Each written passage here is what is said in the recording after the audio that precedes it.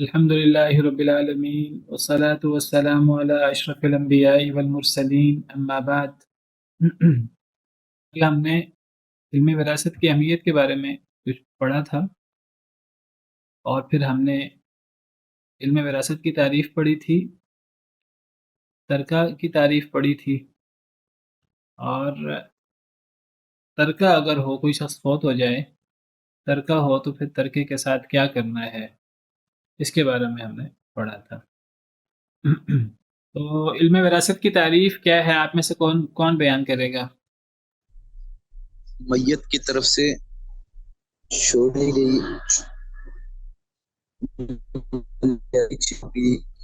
اس کے ورثہ میں تقسیم کا علم۔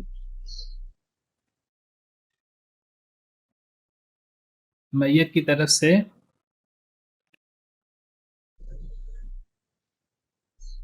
چھوڑی گئی چیزوں کو، جو چیزوں کی اس کے ورثہ میں تقسیم کا علم۔ ہاں، آپ نے اصل میں دو چیزیں، ایک آپ نے میت کا ذکر کیا اور آپ نے پھر ذکر کیا کہ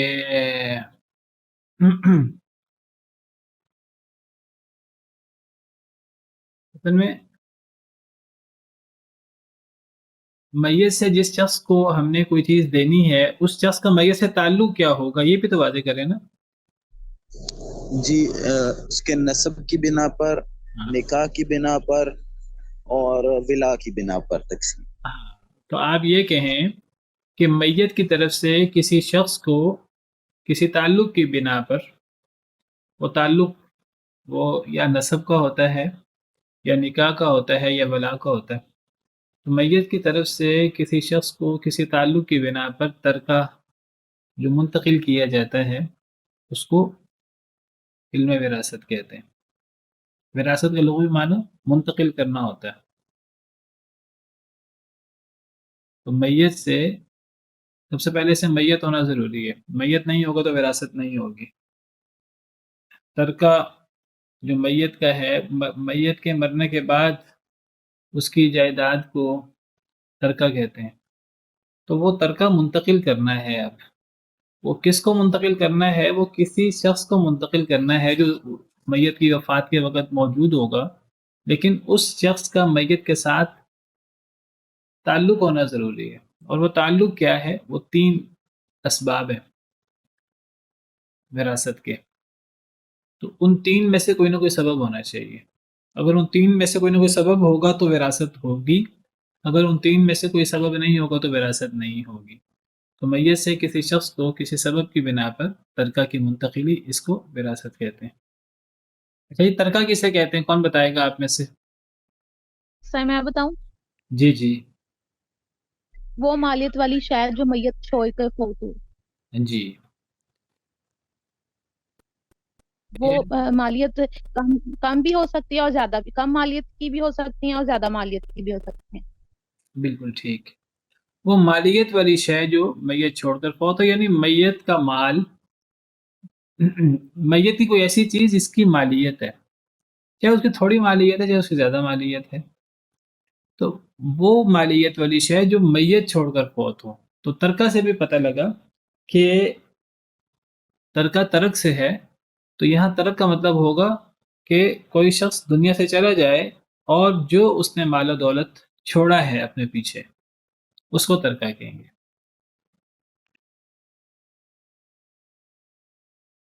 وہ مالیت والی شے جو میت چھوڑ کر فوت ہو۔ اچھا، جب کوئی ترکہ ہوگا تو اس کو کہتے ہیں ترکہ سے متعلق حقوق۔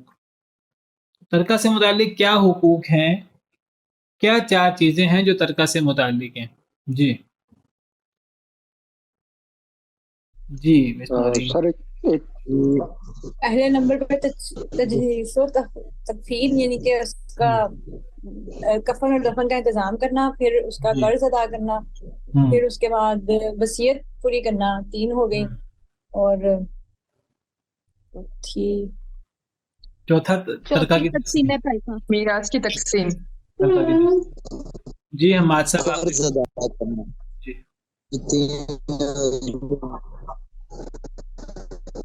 یہ حماد صاحب آپ کوئی سوال کر رہے تھے؟ جی سر، شیخ یہی 4 چیزیں میں بتانا جی چاہتا جی جی جی تو ترکہ سے متعلق حقوق 4 ہیں. تو ان میں سے پہلی چیز تجہیز و تکفین ہے. دوسری چیز قرض کی ادائیگی ہے. تیسری چیز وصیت کا اجرا ہے، وصیت جاری کرنی ہے. اور چوتھی چیز تقسیم ترکہ ہے. 4 چیزیں ہیں. تو جب بھی ترکہ ہوگا تو اس ترتیب سے یہ 4 معاملات ہمیں کرنے ہیں. تجہیز و تکفین، تجہیز کا مطلب تیار کرنا، تکفین کا مطلب کفن دفن کا انتظام. تیار کرنا سپرد خاک کرنے کے لیے جو اسلامی طریقہ کار ہے، جو نبی صلی اللہ علیہ وسلم کی سنتوں سے ثابت ہے، اس طریقے سے تیاری، کفن دفن وغیرہ. اصل میں تو یہ کام میت کے ورثاء کریں گے، میت کے رشتہ دار کریں گے، تعلق والے کریں گے. اگر کوئی نہ کر سکے تو پھر یہ کام ترکہ سے کرنا ہوگا. لیکن اس کام پر زیادہ خرچہ نہیں کیا جائے گا. اس میں عرف کے مطابق جتنا ضروری خرچہ ہے وہ ضروری خرچہ کیا جائے گا. سب سے پہلے تو یہ میت کے متعلقین کر دیں. اگر میت کے متعلقین یہ کام نہ کر سکیں، رشتہ دار، دوست احباب، تب پھر یہ کام ترکہ سے ہوگا اور اس کو ترکہ سے منہا کر لیا جائے گا اگر غربت اتنی زیادہ ہے اور ترکہ موجود ہے. پھر اس کے بعد اچھا، تو اس میں تجہیز و تکفین میں نے کہا کہ ضروری خرچ ہوگا، اس میں زیادہ خرچ نہیں کیا جائے گا. ورثاء کہ جی ہم تو ہر چیز بہت اچھے طریقے سے کرنا چاہتے ہیں اور پھر وہ ہر چیز میں بہت اسراف کریں، بہت خرچ کریں. نہیں، ضروری خرچ ہوگا. جی، تو میں ذکر کر رہا تھا کہ ترکہ سے متعلق 4 حقوق ہیں: تجہیز و تکفین، قرض کی ادائیگی، وصیت کا اجرا، تقسیم ترکہ. تو جو تجہیز و تکفین ہے، میت کے غسل کا اہتمام کرنا، اس کی خوشبو وغیرہ کا، کافور وغیرہ کا اہتمام کرنا، بیری کے پتوں وغیرہ کا، اور اس کے قبر کھدوانا، اور بعض جگہوں پر تو جگہ لینے کی ضرورت پڑتی ہے، اس کی قیمت دینی پڑتی ہے. تو یہ چیزیں اس میں آ جائیں گی. تو اس کو اگر کوئی نہ کرے تو پھر یہ میت کے ترکے سے اس کو کیا جائے گا اور اس پہ اسراف نہیں کیا جائے گا، بلا وجہ زیادہ خرچ نہیں کیا جائے گا. اور نہ ہی اس میں ایسی چیزیں شامل کی جائیں کہ جو غیر شرعی ہیں، ان پر رقم خرچ ہی نہیں کی جا سکتی.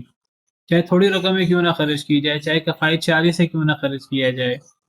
کوئی کہے کہ یہاں مزار بنا دیا جائے، کوئی کہے کہ یہاں عمارت بنا دی جائے، کوئی قبر پکی کروا دی جائے، کوئی اس قسم کا معاملہ کیا جائے، کوئی اس کے اوپر کتبہ لکھوا دیا جائے.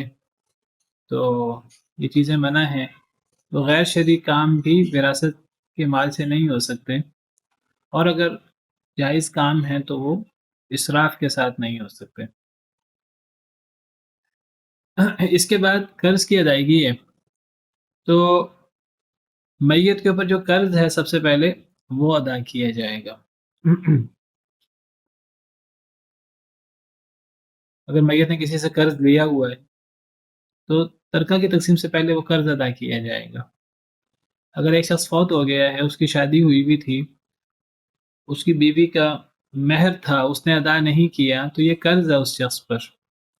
پہلے یہ قرض ادا کیا جائے گا ترکہ کی تقسیم سے پہلے. اس کے بعد پھر ترکہ کی تقسیم ہوگی اور اس ترکہ کی تقسیم میں سے بیوی کا ترکہ بھی ہوگا، بیوی کا حصہ بھی ہوگا الگ سے. تو جو قرض لیا ہے سب سے پہلے وہ قرض ادا کرنا ہوگا. اچھا، قرض صرف لوگوں سے نہیں لیا ہوتا، ایسا قرض بھی ہوتا ہے جو اللہ کا قرض ہوتا ہے. اللہ کا قرض بھی ادا کرنا ہوتا ہے. جیسے ایک شخص، اس پہ حج فرض ہو گیا تھا، وہ حج کی ادائیگی کی نیت رکھتا تھا، لیکن حج کے مہینے آنے سے پہلے وہ فوت ہو گیا. تو اب اس کے اوپر قرض ہے حج کا. اب حج ہونا ہے اس کی طرف سے، اس کے اوپر حج فرض ہو گیا تھا لیکن وہ نہیں کر سکا، بیمار ہو گیا. یا یہ ہے کہ فوت ہو گیا، یا اس کے اوپر کوئی کفارہ ہے، قسم کا کفارہ تھا، اس نے 10 مسکینوں کو کھانا کھلانا تھا یا کپڑے پہنانے تھے یا غلام آزاد کرنا تھا، وہ نہیں کر سکا، تو اس کے ترکہ سے یہ کام کیا جائے گا. کوئی کفارہ تھا اس کے اوپر کسی اور چیز کا، کوئی قتل خطا کا، کوئی زہار کا، کوئی اس قسم کے کفارے جس میں مال سے ادائیگی ہوتی ہے، تو وہ ادائیگی اس کے ترکہ سے کی جائے گی. یہ قرض ہے، تو قرض لوگوں کا بھی ہوتا ہے اور اللہ کا بھی ہوتا ہے. یہ الگ ایک بات ہے، یہ ایک الگ اختلاف ہے علماء میں کہ اگر ایک شخص کا ترکہ تھوڑا ہے اور اس پر قرض زیادہ ہے، اللہ کا قرض بھی ہے، لوگوں کا قرض بھی ہے، اور اگر اللہ کا قرض ادا کیا جائے تو لوگوں کا قرض ادا نہ کیا جا سکے، لوگوں کا قرض ادا کیا جائے اللہ کا قرض ادا نہ کیا جا سکے، تو پھر پہلے کیا کیا جائے؟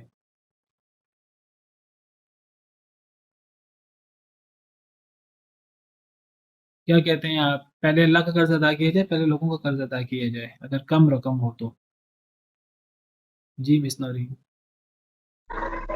سر میرے خیال میں پہلے حقوق العباد اس میں ادا کر دیے جائیں کہ لوگوں، کیونکہ اللہ تعالیٰ شاید اس کی نیکیوں کے عوض کچھ چیزیں جو ہیں وہ شاید معاف ہو جائیں، لیکن لوگوں کا جو حق ہے وہ شاید وہ لوگوں کو ہی معاف کرنا ہوگا. جی اور کوئی؟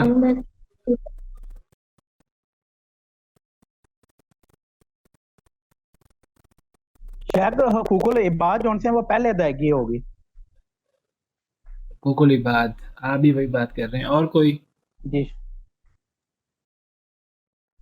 استاد محترم سوال ریپیٹ کر دیں، وہ بچہ بولنے لگ پڑا تھا، میں نے سوال نہیں سنا. سوال یہ ہے کہ اللہ کا قرض کی میں نے مثالیں دی ہیں، اللہ کا قرض بھی ہوتا ہے، وہ بھی ادا کرنا ہے، لوگوں کا قرض بھی ادا کرنا ہے. اگر رقم ہی تھوڑی ہے، تقسیم ترکہ کی باری تو بعد میں آنی ہے، تقسیم ترکہ تو چھوڑیے، وہ ترکہ ہی اتنا ہے کہ اس سے کوئی 10,000 لوگوں کا قرض ہے، کوئی 10,000 کوئی کسی کفارے وغیرہ پر خرچ ہونا ہے، اور 10,000 ہی چھوڑ کے فوت ہوا ہے، تو وصیت اور تقسیم ترکہ تو ابھی دور کی بات ہے. قرض کی ادائیگی کے لیے لوگوں کا قرض بھی ہے، اللہ کا قرض بھی ہے، تو اب پہلے کون سا قرض ادا کیا جائے، لوگوں کا کہ اللہ کا؟ سر لوگوں کا کیا جائے گا، کیونکہ شہید کے بارے میں بھی آتا ہے نا کہ اسے قرض معاف نہیں ہوگا. اللہ کے قرض سے کیا مراد ہے؟ یہ روزے وغیرہ جو انسان نے رکھنے ہوتے ہیں؟ کفارہ وغیرہ، جیسے میں نے ذکر کیا، کسی کا حج رہتا ہے تو کسی کو حج کروا دیا جائے اس رقم سے، کسی کا نہیں، کوئی پھر تو کفارہ لوگوں کا وغیرہ. ہی پہلے لوگوں کا ہی ادا کیا جائے گا، کیونکہ حج تو صاحب حیثیت پہ فرض ہے، کیونکہ حج تو اس شخص پہ ہے جو مالیت ان کے رکھتا ہو. اگر وہ پہلے رکھا تھا اس نے نہیں کیا، اور جب پھر مالی وسعت اولاد کو آئے گی تو پھر وہ اس کے حصے کا حج کر لیں گے. اگر ایک شخص پہ حج فرض ہوا، بالفرض آج فرض کر لیتے ہیں حج 6-7 لاکھ میں ہو جاتا ہے، 10 لاکھ میں ہو جاتا ہے، ٹھیک ہے. اب ایک شخص فوت ہوا، 10 لاکھ اس کا مال موجود تھا، اس پہ حج فرض تھا، تو وہ حج نہیں کر سکا، فوت ہو گیا، حج کے مہینے آنے سے پہلے فوت ہو گیا، تو اچانک حادثہ ہوا، فوت ہو گیا. 10 لاکھ کی قرض ہے اس کے اوپر، 10 لاکھ جو ہے اس کے پاس موجود ہے، اور 10 لاکھ میں حج ہوتا ہے، کیا کیا جائے گا؟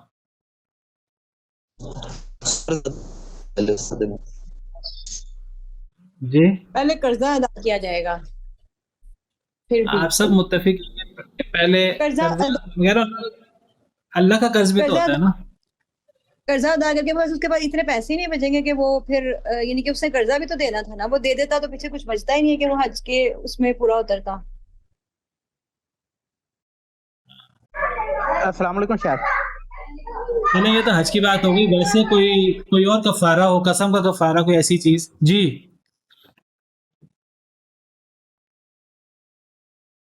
جی آپ میں سے کوئی السلام علیکم بات شاید. جی السلام علیکم. جی جی شاید میں یہ کہہ رہا تھا کہ اگر ایک بندے نے 10 لاکھ روپیہ چھوڑا ہے تو اس یعنی کہ ہم کیسے آئیڈینٹیفائی کر سکتے ہیں کہ اس کے اوپر حج فرض تھا یا نہیں؟ یہ تو بندہ جو ہے جو دنیا سے چلا گیا ہے وہی اس کو بہتر طریقے سے جان سکتا تھا کہ اس کے کیا اخراجات تھے، اس نے اس کو کس طرح فلفل کرنا تھا. ٹھیک ہے، اس کو تو یعنی کہ حقوق اللہ کو تو ہم آئیڈینٹیفائی نہیں کر سکتے، جبکہ حقوق العباد جو ہوتے ہیں ان کو تو یعنی کہ پرکھا جا سکتا ہے. اس لیے میں یہ سمجھتا ہوں کہ حقوق العباد جو ہوتے ہیں وہ فرسٹ پریورٹی پر ہیں. ویسے بھی استاد محترم پہلے قرض دے کے اس کے بعد ہی استطاعت دیکھی جائے گی نا. چلے اصل میں نے مثال ایسی دے دی، وہ میں مثال وہ نہیں دیتا. ایک بندے نے قسم توڑ دی، تو اب یہاں تو نہیں ہے نا کہ استطاعت کی شرط ہے اور یہ وہ. تو جمہور کی رائے یہی ہے، وہ کہتے ہیں کہ پہلے لوگوں کا قرض ادا کیا جائے گا. وہ کہتے ہیں کہ حقوق العباد کے بارے میں بڑی سختی ہے اور اللہ تعالیٰ غفور الرحیم ہے. تو اللہ تعالیٰ نے بھی فرمایا ہے کہ لوگوں کے حقوق کا دھیان کیا جائے. اس کا اصل میں کچھ لوگوں کو اس سے مغالطہ ہوتا ہے. کچھ لوگ کہتے ہیں کہ جی اصل میں حق العباد کی اہمیت حق اللہ سے زیادہ ہے. یہ بات اصل میں صحیح نہیں ہے.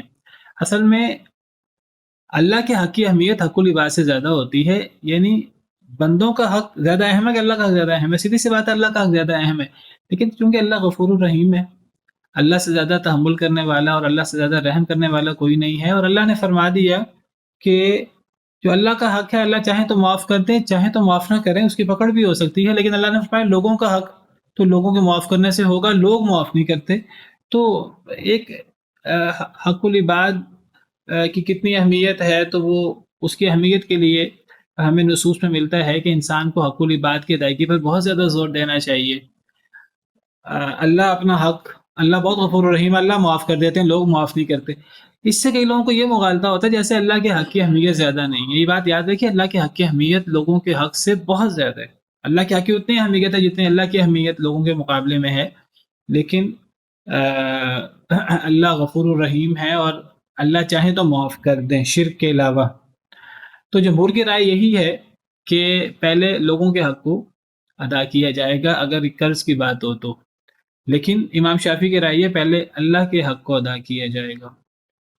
ان کی دلیل یہ ہے، وہ کہتے ہیں کہ نبی صلی اللہ علیہ وسلم سے سوال ہوا کہ اگر ایک شخص کے اوپر کوئی حج تھا یا کوئی اس قسم کی چیز تھی تو بعد میں اس کا وارث اس کی طرف سے کرے، تو نبی صلی اللہ علیہ وسلم نے کیا فرمایا؟ آپ نے مثال دے کے سمجھایا کہ اگر تمہارے والد پر اگر قرض ہوتا تو تم ادا نہ کرتے. خاتون تھی بعض احادیث میں مرد کا ذکر بھی ہے. تو انہوں نے جواب دیا ہاں کہ اگر قرض ہوتا تو میں ضرور ادا کرتا یا ادا کرتی. تو نبی صلی اللہ علیہ وسلم نے فرمایا فدین اللہ احق ان یقضى. سنی ہو یہ حدیث؟ مشہور حدیث ہے، یہ صحیح بخاری کی حدیث ہے. ایک عورت آئی آپ کے پاس، ایک آدمی آیا، کہنے لگا میری ماں فوت ہو گئی، اس پہ روزے تھے، کیا میں روزے ادا کروں؟ نبی صلی اللہ علیہ وسلم نے فرمایا ہاں تم اس کی طرف سے روزے رکھو. تو آپ نے فرمایا فدین اللہ احق ان یقضى، اللہ کا حق، اللہ کا قرض زیادہ حق رکھتا ہے اس کو ادا کیا جائے. اس سے بعض علماء نے استدلال کیا ہے کہ اللہ کے حق کی اہمیت زیادہ ہے تو اللہ کا حق جو ہے وہ پہلے ادا کرنا چاہیے. بہرحال اس کا جواب یہی ہے، جمہور کی رائے واللہ اعلم بہتر محسوس ہوتی ہے. اللہ کا حق کی اہمیت تو ہر لحاظ سے زیادہ ہے، یہ سمجھانے کے لیے نبی صلی اللہ علیہ وسلم نے بتایا. لیکن یہ ہے کہ اللہ تعالیٰ اپنا حق معاف کر سکتے ہیں، بندہ معاف نہیں کرتا. جی تو ہم پڑھ رہے تھے قرض کی ادائیگی کے بارے میں. تو یہ بات ٹھیک ہے، بہتر بات یہی محسوس ہوتی ہے جو جمہور کی بات ہے کہ لوگوں کا قرض ہو پہلے وہ ادا کیا جائے گا. لیکن اس کی وجہ یہ نہیں ہے کہ اللہ کا قرض اس کی اہمیت کم ہے. اللہ کا قرض زیادہ حق رکھتا ہے کہ اس کو ادا کیا جائے کیونکہ وہ اللہ کا قرض ہے. جس سے میں نے آپ کے سامنے حدیث پیش کی فدین اللہ احق ان یقضى، اللہ کا قرض زیادہ حق رکھتا ہے کہ اس کو ادا کیا جائے.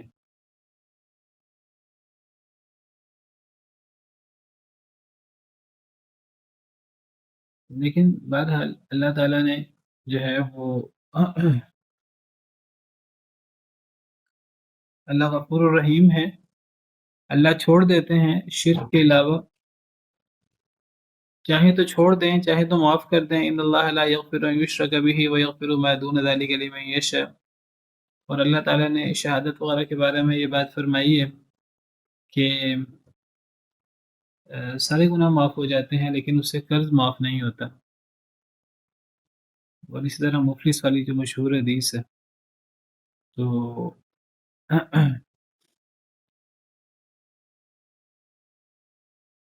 پہلے پھر لوگوں کا قرض ادا کر دیے جائیں، پھر اللہ کا قرض ادا کیا جائے. واللہ تعالی عالم.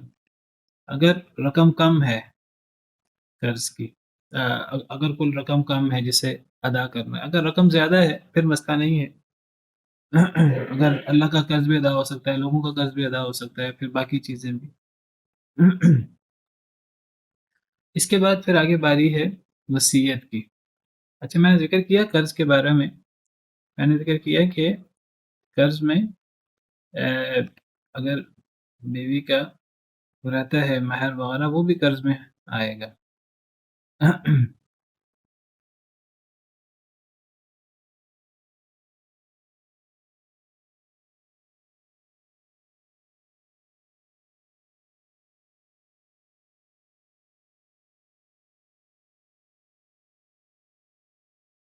اگر مال کم ہو تو لوگوں کا قرض ادا کیا جائے گا، جبکہ شافعیہ کے ہاں اللہ کا قرض پہلے ادا کیا جائے گا. جی، اس کے بعد آگے پھر وصیت ہے. وصیت پوری کی جائے گی. اصل میں چونکہ وہ مال مرنے والے نے کمایا ہوتا ہے، یا مال کی نسبت اس کی طرف ہوتی ہے، اصل میں تو اللہ کا ہی ہوتا ہے. تو اللہ نے اس میں مرنے والے کو اختیار دیا ہے کہ میت اس میں فوت ہونے سے پہلے وہ وصیت کر سکتا ہے. تو مرنے والا اگر کوئی وصیت کر جائے اپنے مال کے بارے میں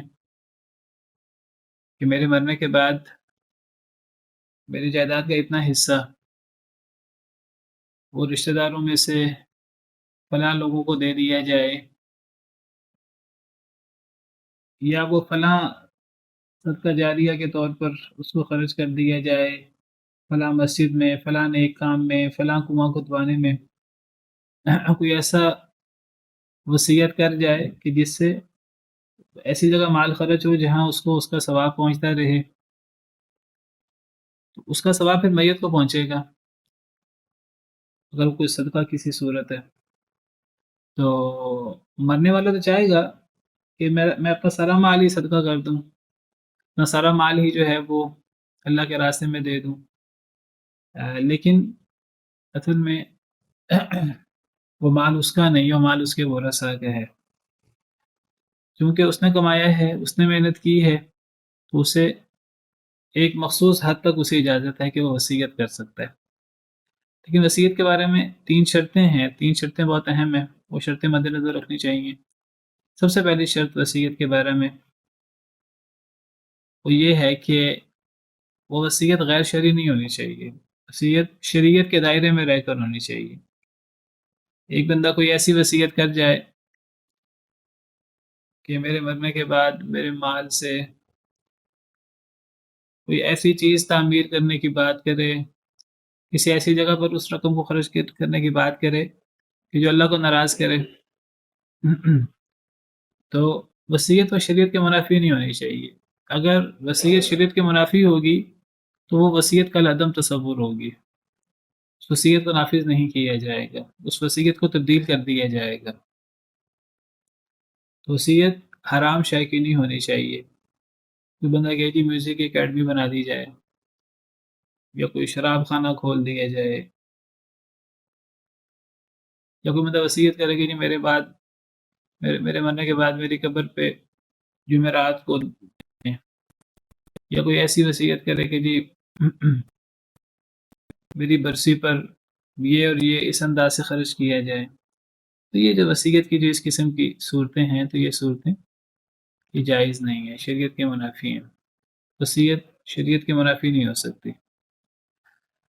دوسری شرط یہ ہے کہ وہ وصیت ورثاء کے بارے میں نہ ہو، یعنی جو وارث بن رہے ہیں مرنے والے کے، ان کے بارے میں وصیت نہیں ہو سکتی. اس کی وجہ یہ ہے کہ اصل میں پہلے صرف وصیت ہوتی تھی، پہلے وراثت نہیں ہوتی تھی. پہلے مرنے والا مرنے سے پہلے بیمار ہوتا تھا، اندیشہ ہوتا تھا کہ میں فوت ہو جاؤں گا اس بیماری میں، اس کو حکم تھا کہ وہ وصیت کر جائے کہ باپ کا اتنا، بیٹے کا اتنا، بیوی کا اتنا، ماں کا اتنا، فلاں کا اتنا، فلاں کا اتنا. تو وہ ساری وصیت کر جاتا تھا، تو وہ اس وصیت کے مطابق مال تقسیم کیا جاتا تھا. قرآن میں اس کا حکم موجود تھا اور ہے بھی، ابھی بھی وائد پڑھی جاتی ہے قرآن کی سورہ بقرہ کی، کتب علیکم اذا حضر احدکم الموت ان ترک خیرا الوصیۃ للوالدین والاقربین بالمعروف حقا علی المتقین. تم پر یہ بات لکھ دی گئی ہے، مقرر کر دی گئی ہے، کتب علیکم اذا حضر احدکم الموت، اگر تم میں سے کسی کو موت حاضر ہو جائے، ان ترک خیرا، اگر وہ مال چھوڑے، الوصیہ وصیت کرنا لکھ دیا گیا ہے. اگر کوئی شخص مرنے والا ہو اور اس کے پاس مال ہو تو پہلے وصیت ہوتی تھی. حقا علی المتقین، یہ حق ہے متقین پر. تو پہلے طے شدہ حصے نہیں ہوتے تھے، لیکن جب اللہ تعالیٰ نے حصے طے کر دیے، یوصیکم اللہ فی اولادکم للذکر مثل حظ الانثیین وإن كانت واحدة فلها النصف وَلَكُمْ نِصْفُ مَا تَرَكَ أَزْوَاجُكُمْ وَلَهُنَّ الرُّبُعُ مِمَّا تَرَكْتُمْ وغیرہ وغیرہ. جب اللہ تعالیٰ نے حصے مقرر کر دیے سورہ نساء میں، بعد میں یہ حصے آئے، تو پھر جب اللہ نے خود حصے مقرر کر دیے ہیں تو اب انسان وصیت نہیں کر سکتا، انسان سارا مال وصیت کر دے. ہاں، انسان اس مال میں سے کچھ مال، وہ تیسری شرط میں آ رہا ہے کہ وہ 1/3 مال ہو سکتا ہے جس کی انسان وصیت کرے. 1/3 سے زیادہ مال کی وصیت نہیں کر سکتا کوئی شخص، تو وہ تیسری شرط ہے. دوسری شرط کے بارے میں بات کر رہا تھا، وہ وصیت ورثہ کے بارے میں نہیں ہو سکتی. یعنی کوئی شخص اگر وارث بن رہا ہے کسی انسان کا جو اللہ نے حصے مقرر کیے ہیں، اس کے مطابق اس کا کوئی مقرر کردہ حصہ ہے یا وہ اسبہ بن رہا ہے، تو اس کے لیے وصیت نہیں ہو سکتی. ہاں، کوئی شخص وارث نہیں بن رہا، قریبی وارث موجود ہے، مثلا پوتا ہے، تو بیٹا موجود ہے، بیٹے کی موجودگی میں پوتا وارث نہیں ہوتا، تو ایسے پوتے کے لیے وصیت ہو سکتی ہے. اولاد موجود ہے، بیٹا، تو بھائی وارث نہیں ہوگا، بھائی کے حق میں اس صورت میں وصیت ہو سکتی ہے. لیکن اگر اولاد بیٹا نہیں ہے، بھائی وارث ہے، تو پھر بھائی کے حق میں وصیت نہیں ہو سکتی، بہن کے حق میں وصیت نہیں ہو سکتی. تو وصیت ورثہ کے بارے میں نہیں ہو سکتی. اس کے بارے میں حدیث ہے نبی کریم صلی اللہ علیہ وسلم کی، آپ نے فرمایا ان اللہ قد اعطى كل ذي حق حقه فلا وصیۃ لوارث. اللہ نے ہر حقدار کو اس کا حق دے دیا ہے، اب کسی وارث کے حق کے بارے میں وصیت نہیں ہو سکتی. تو وصیت وارث کے بارے میں نہیں ہوتی جو وارث بن رہا ہے. تیسری شرط ہے کہ وصیت 1/3 سے زیادہ نہیں ہونی چاہیے، 1/3 سے زیادہ وصیت نہیں ہونی چاہیے. تو پہلی شرط شریعت کے منافی نہ ہو، دوسری شرط ورثاء کے بارے میں نہ ہو، تیسری شرط 1/3 سے زیادہ نہ ہو. 1/3 سے زیادہ نہ ہو کا مطلب ہے کہ یہ زیادہ سے زیادہ 1/3 مال کی وصیت ایک انسان کر سکتا ہے میرے مرنے کے بعد، میری جائیداد کا اتنا حصہ وہ فلاں مسجد میں یا فلاں جگہ یا اسے فلاں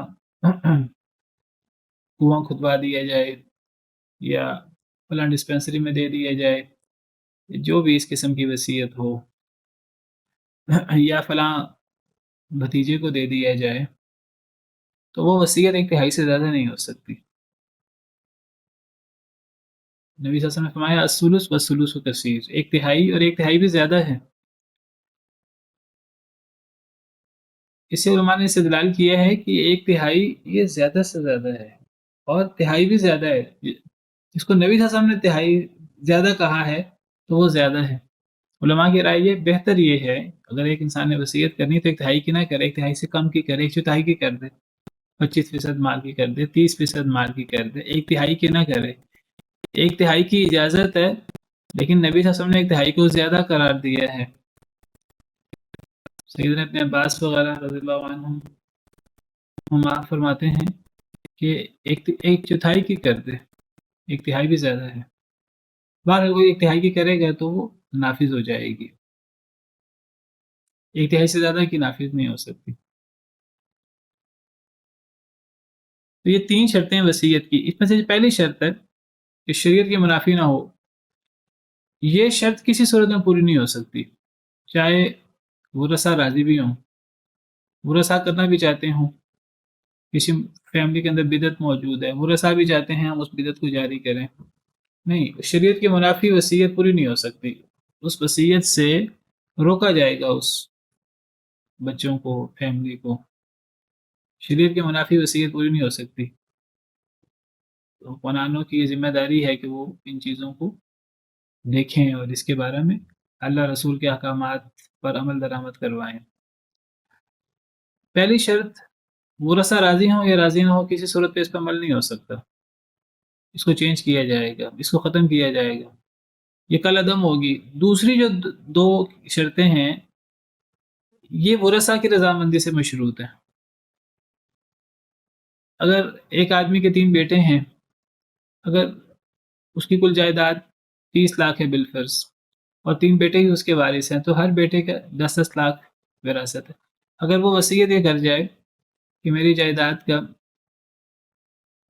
6 لاکھ جو ہے وہ میرے فلاں بیٹے کو دے دیا جائے، چھوٹے بیٹے کو دے دیا جائے، تو اگر 30 لاکھ میں سے 6 لاکھ بالفرض اگر پہلے وصیت کے طور پر چھوٹے بیٹے کو دے دیا جائے تو 6 لاکھ اسے ملے گا، باقی 24 لاکھ بچے گا۔ اب 24 لاکھ کی وراثت تقسیم ہوگی، اگر 24 لاکھ کو تقسیم کریں گے، اس 24 لاکھ میں دوبارہ وہ بیٹا وارث ہوگا، تو ہر بیٹے کو 8 لاکھ ملے گا، تو بڑے بیٹے کو 8 لاکھ، درمیانے بیٹے کو 8 لاکھ، 16 لاکھ، چھوٹے بیٹے کو 8 لاکھ، اور پہلے اس کا 6 لاکھ کی وصیت بھی مل گئی، تو چھوٹے بیٹے کو 14 لاکھ مل گیا۔ تو یہ زیادتی ہے، یہ صحیح نہیں ہے۔ لیکن اگر اس کا نقصان ہو رہا ہے ورثہ کو، بڑے بیٹے کو، درمیانے بیٹے کو، اگر وہ راضی ہوں کہ چلو ہمارے باپ نے وصیت کی ہے تو ہم اپنے باپ کی بات کا مان رکھ لیتے ہیں، تو اگر وہ راضی ہوں تو پھر یہ وصیت پوری کر دی جائے گی، تمام ورثاء اگر راضی ہوں تو۔ اگر ایک وارث پہ راضی نہیں ہوتا تو پھر اس وصیت پہ عمل نہیں ہوگا، پھر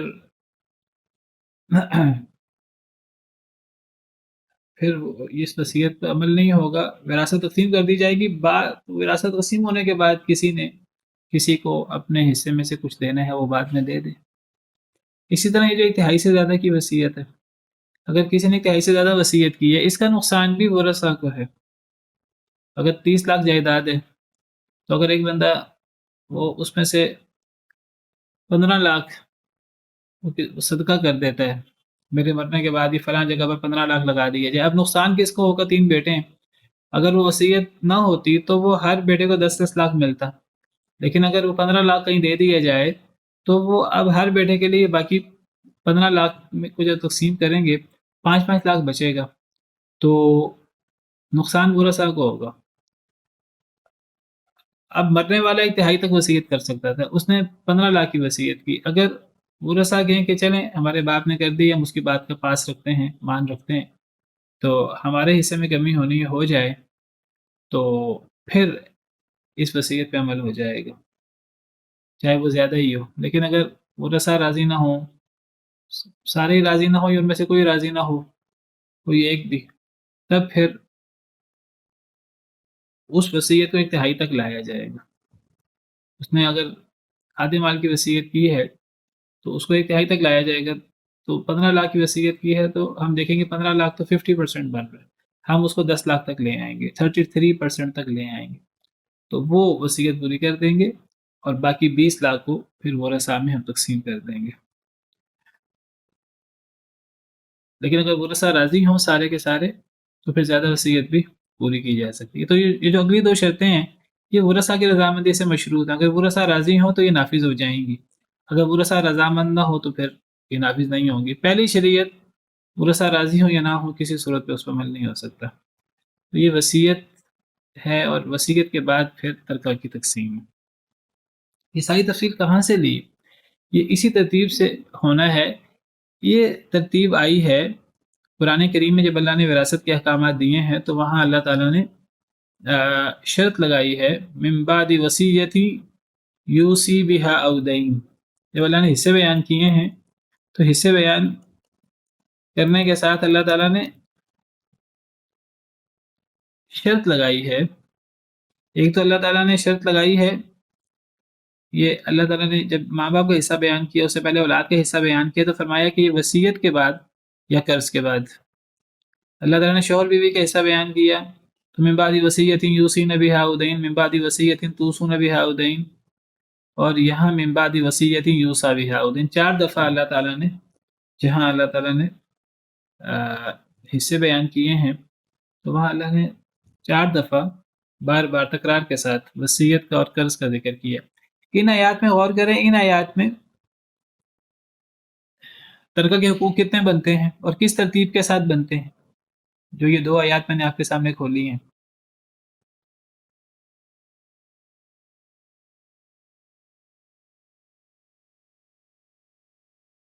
جی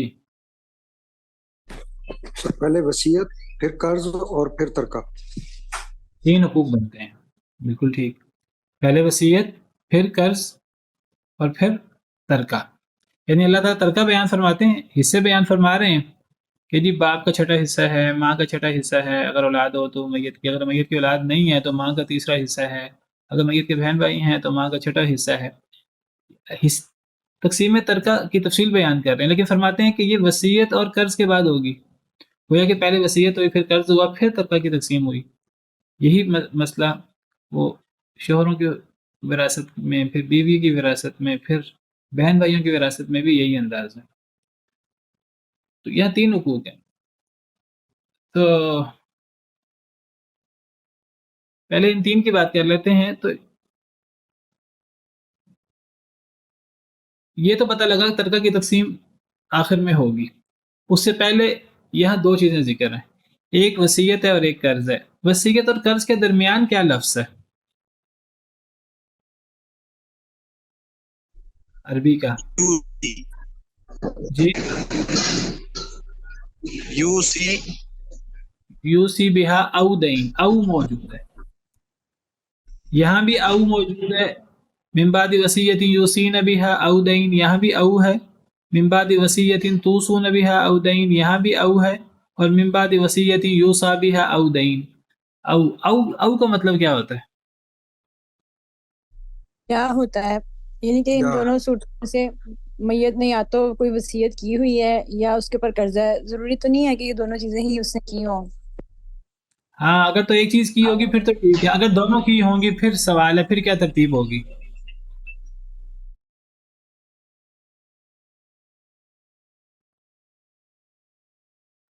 اگر قرض دونوں کے بارے میں چیزیں، قرض کے بارے میں کیونکہ حدیث سے ہمیں کافی پتہ چلتا ہے نا، کہ جو ہم نے پچھلے دنوں حدیث میں بھی پڑھی تھی کہ آپ سے فرمایا تھا کہ قرض نہیں معاف، شہید پہ بھی نہیں معاف، تو پھر اگر اس کو دیکھا جائے، حدیث میں بعد میں جاتے ہیں، پہلے اس آیت کو تو سمجھ لینا۔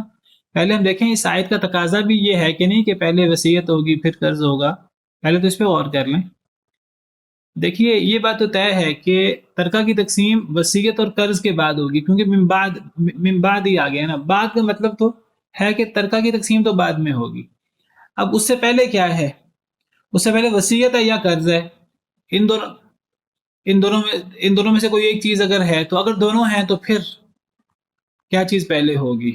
یہ سوال ہے بنیادی قرآن کی آیتوں سے، حدیث میں بعد میں جاتے ہیں، پہلے تو اس آیت کو سمجھ لینا۔ تو اس آیت کی روح سے وصیت اور قرض کی کیا ترتیب ہے؟ کیا او ترتیب کے لیے آتا ہے؟ میرا سوال اصل میں یہ ہے۔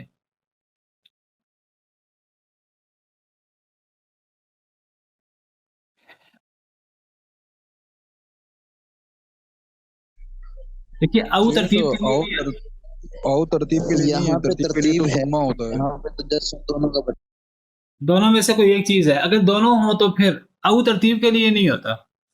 دیکھیے او ہو یا واو ہو یہ ترتیب کے لیے نہیں ہوتا۔ اگر میں کہوں جا زید او عمرو، زید آیا یا عمر آیا، اب اس میں تو ہے کہ یا یہ آیا یا یہ آیا، ٹھیک ہے، لیکن اگر میں کہوں جا زید و عمرو، زید اور عمر آئے، اب یہاں واو ہے، واو ہو یا او ہو یہ ترتیب کے لیے نہیں ہوتا۔ یہ بات تو طے ہو گئی کہ تقسیم ترکہ وہ آخری نمبر پہ، تیسرے نمبر پہ ہے۔ اب وصیت اور قرض میں سے کیا چیز اہم ہے؟ یا او لفظ ہے، او ترتیب کے لیے نہیں آتا۔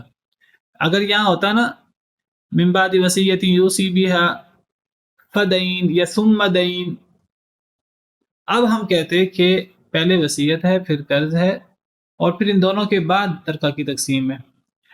ترکہ کی تقسیم تو آخر میں ہے، لیکن وصیت اور قرض میں سے کیا چیز پہلے نہیں ہے، یہاں کوئی نص نہیں ہے قرآن میں کہ پہلے وصیت ہے کہ پہلے قرض ہے، کیونکہ او ترتیب کے لیے آتا ہی نہیں. ترتیب کے لیے عربی زبان میں یا ثم آتا ہے یا فا آتا ہے، اور ثم اور فا میں بھی فرق ہے.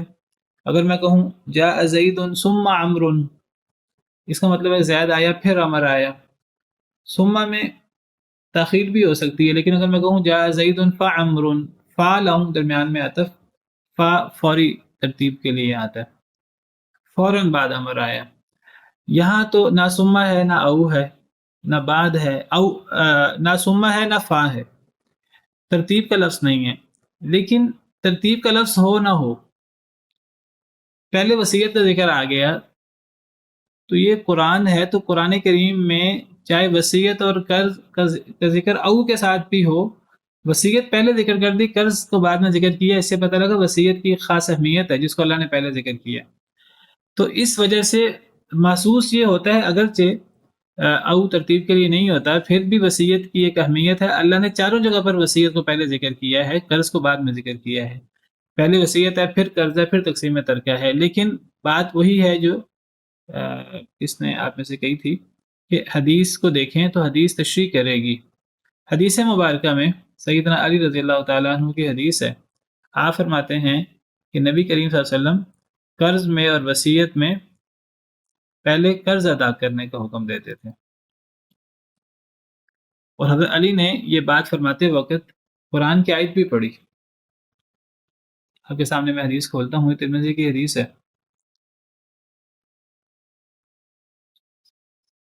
صحیح بخاری میں بھی موجود ہے، ترجمۃ الباب میں، ویسے یہ ترمذی میں بھی موجود ہے. من بعد وصیت یوصی بہا او دین کا کیا مطلب ہے؟ صحیح بخاری کے اندر نبی کریم صلی اللہ علیہ وسلم سے ذکر کیا جاتا ہے کہ نبی صلی اللہ علیہ وسلم نے قضا بالدین قبل الوصیہ، آپ نے وصیت سے پہلے قرض ادا کرنے کا فیصلہ فرمایا. اور یہ ترمذی کی حدیث آپ کے سامنے کھول رہا ہوں. حضرت علی فرماتے ہیں انکم تقرؤون هذه الآیات، تم یہ آیت پڑھتے ہو، من بعد وصیت توصون بها او دین، وان رسول اللہ صلی اللہ علیہ وسلم قضا بالدین قبل الوصیہ، اور نبی صلی اللہ علیہ وسلم نے قرض کو وصیت سے پہلے ادا کرنے کا حکم دیا. تو اب کیا پھر اس سے بات ثابت ہوئی، کیا ترتیب بنی؟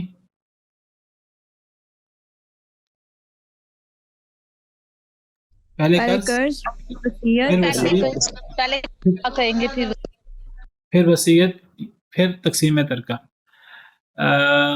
یہ اب ترتیب بنتی ہے. سوال یہ ہے کہ ٹھیک ہے، حدیث قرآن کریم میں تو ترتیب تھی نہیں، حدیث نے فیصلہ کن کردار ادا کر کے حدیث نے اس کی ترتیب واضح کر دی. لیکن قرآن کریم میں جو وصیت لفظ پہلے ہے، تو اس کا پھر کیا مقصد ہے، اس کی کیا حکمت ہے؟ تو علماء نے اسی حکمت اصل میں یہ بیان کی ہے کہ ٹھیک ہے، پہلے قرض ادا کریں گے ترتیب میں، پھر وصیت کریں گے ادا، پھر تقسیم ترکہ کریں گے. لیکن وہ کہتے ہیں کہ قرآن کریم میں ہر جگہ پر وصیت پہلے ذکر کرنے کا مطلب اصل میں یہ ہے کہ وصیت اصل میں ہوتی ہے غریب شخص کے لیے، کمزور کے لیے، اور جو قرض ہوتا ہے یہ مالدار شخص کا ہوتا ہے. اصل میں جب انسان کسی کے لیے وصیت کرتا ہے، کسی رشتہ دار کے لیے وصیت عام طور پر کسی یتیم کے لیے، کسی غریب کے لیے خاندان میں ہوتی ہے، یا اگر انسان کسی کو صدقہ وغیرہ دیتا ہے میرے مرنے کے بعد، تو اب بچے جو ہیں وہ استحقاق رکھتے ہیں باپ کے مال پر. تو وصیت عام طور پر ایسے لوگوں کے بارے میں آتی ہے جو بہت زیادہ زور آزمائی نہیں کر سکتے، بہت زیادہ زور نہیں دے سکتے. تو وصیت کمزوروں کے لیے ہوتی ہے عام طور پر. اور جو قرض ہوتا ہے نا، یہ عام طور پر طاقتور شخص کا ہوتا ہے.